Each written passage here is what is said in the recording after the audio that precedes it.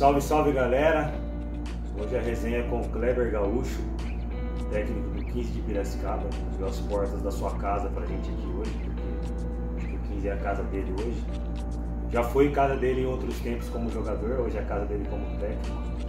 Boa tarde, Kleber, tudo bem? Boa tarde, Júnior. Um prazer estar com vocês aqui, né, nesse papo descontraído, essa resenha boa. Prazer te receber aqui, seja muito bem-vindo. Espero que nós tenhamos aí uma resenha acolhedora, benéfica e que todos possam se divertir nesse bate-papo. Primeiramente eu quero agradecer a Deus por estar proporcionando esse momento pra gente aqui. Eu conheci esse cara aqui, que pelo pouco que eu conheci eu já percebi que é um cara do bem. E agradecer você por estar recebendo a gente aqui na sua casa, que é a Cruz de Piracicaba hoje. Dizer que Deus multiplique na sua vida, que Deus abençoe grandemente você aí, que venha muitas coisas boas ainda.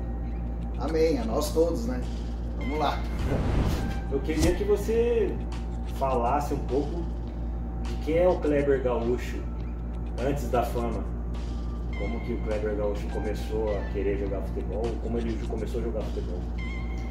Então, Júnior, tu sabe que, cara, eu desde guri, né, que eu sou do Rio Grande do Sul, natural do Rio Grande do Sul, moro em São Paulo desde 1993, foi a primeira vez que eu vim para São Paulo, acabei me estabelecendo aqui no estado, né, mas desde guri lá no Rio Grande do Sul, jogando nos campinhos da minha vila lá, que eu morava na Coab, né, na minha cidade, que se chama Camaquã, no Rio Grande do Sul, é uma cidade do interior, fica a 130 km de Porto Alegre, né, em direção ao Uruguai, ou seja, mais para o sul ainda do Rio Grande do Sul.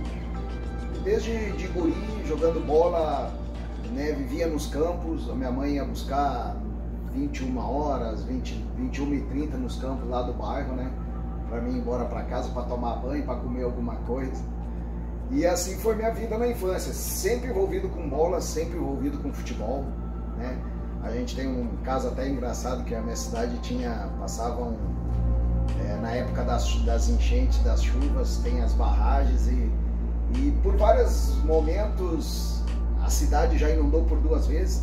E num desses momentos onde entrou água na minha casa até próximo à cintura, assim, uma das coisas que eu pensei em salvar, minha mãe fala disso até hoje, foi uma chuteira que eu botei em cima da geladeira para a água não levar embora.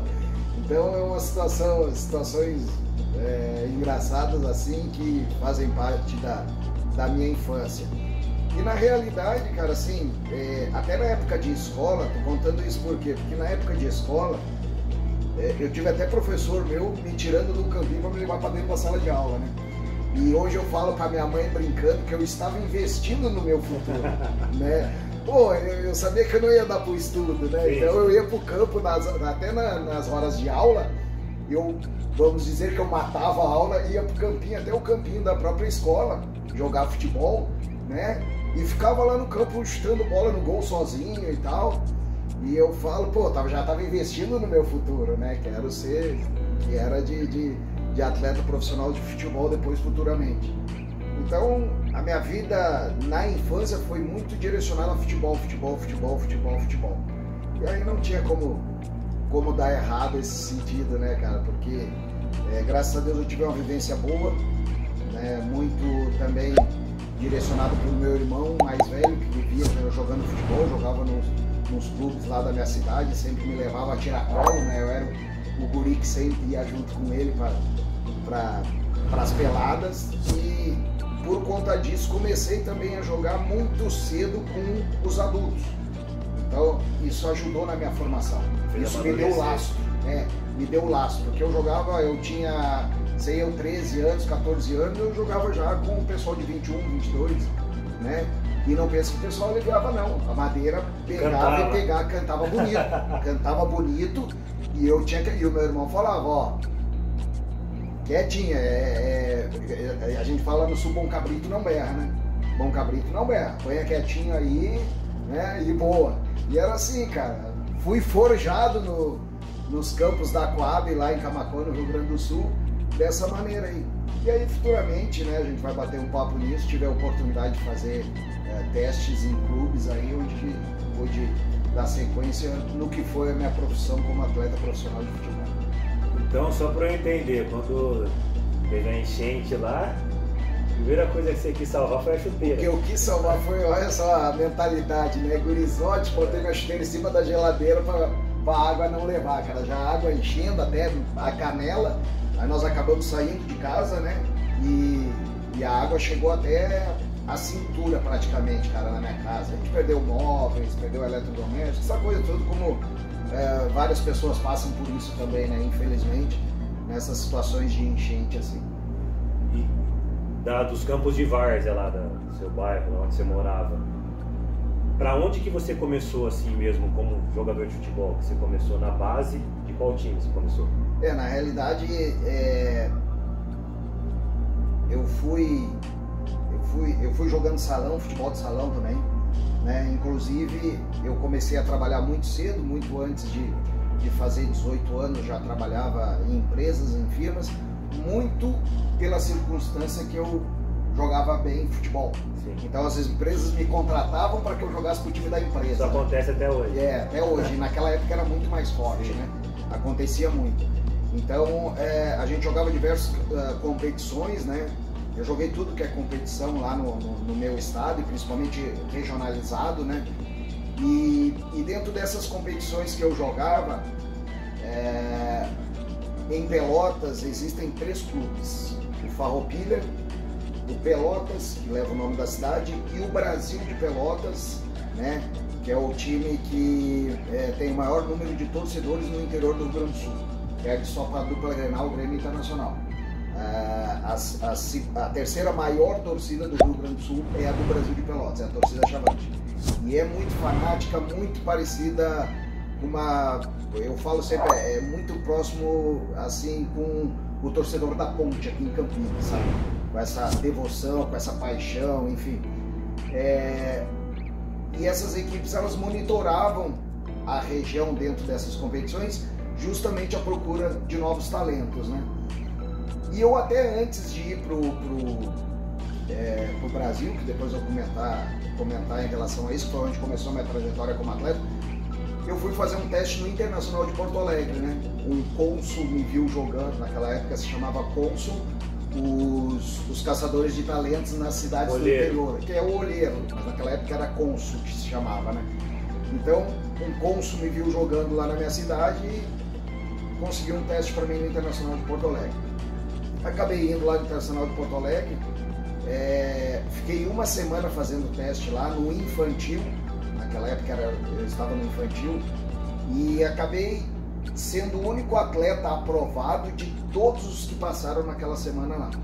E era muito engraçado, porque assim, a gente foi numa segunda-feira, lá tinha 60 e tantos moleques, cara, fazendo teste. Então você tinha 10 minutinhos, eles escalavam ali, viam por posição, e botava lá no campo, no terrão, a jogar lá. 10 minutinhos, porque já tinha outros tantos times fora para entrar. Então você tinha que mostrar alguma coisa naqueles 10 minutinhos para chamar a atenção, né? Para chamar a atenção.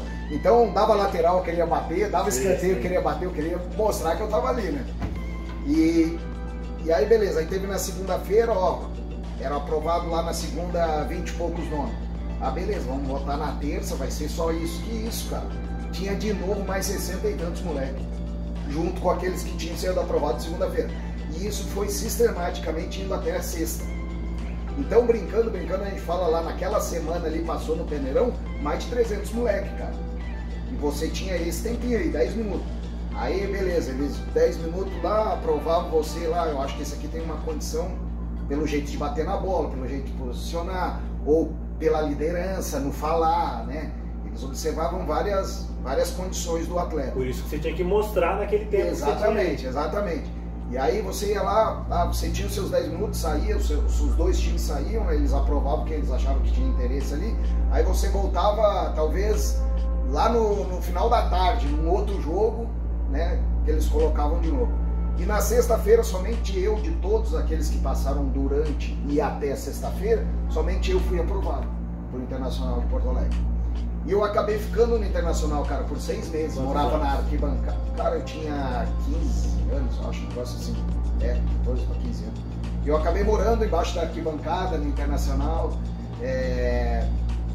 E assim, Eu acho que eu só não permaneci no Internacional naquela época, porque eu era muito novo, estava começando a namorar, né, lá no Rio Grande do Sul, lá na minha cidade, e aí saudade da namorada, né, aquele negócio todo, saudade da família, primeira vez saindo longe da família, né, e isso tudo talvez tenha pesado para minha não permanência internacional. Eu acabei fugindo do Internacional de Porto Alegre. Teve um certo jogo lá que eu encontrei nas cadeiras lá do Internacional, era jogo do profissional, e eu encontrei algumas pessoas na minha cidade. E eu perguntei dessas pessoas se eles estavam de carro e se tinha carona para voltar para Camaquã. Era um jogo, acho que numa quinta-feira, se eu não me engano, à noite. Até era Inter e Botafogo esse jogo. E o pessoal falou, não, carona tem, nós temos vaga no carro e tal, mas você não tem que ficar aí, porque... Eu falei, não, a gente tá de folga o final de semana, né? Dei um desdobre, né? Desconversei. Cara, e aí eles me falaram, ó, o nosso carro tá no estacionamento tal, né? Setor tal, letra lá e tal. Eu fui correndo no intervalo do jogo, subi na concentração, botei minhas coisas tudo dentro da mala, cara. Fui lá, nem assisti o segundo tempo do jogo, fui lá, fiquei esperando no carro, do lado do carro. Isso no Inter, no Internacional, no Inter. Juvenil do Internacional. Aí peguei e fui embora com eles, nunca mais voltei. Eles ligaram lá pro cônsul. Ah, você não voltou mais? Não, eles ligaram lá pro cônsul, o cônsul foi lá em casa,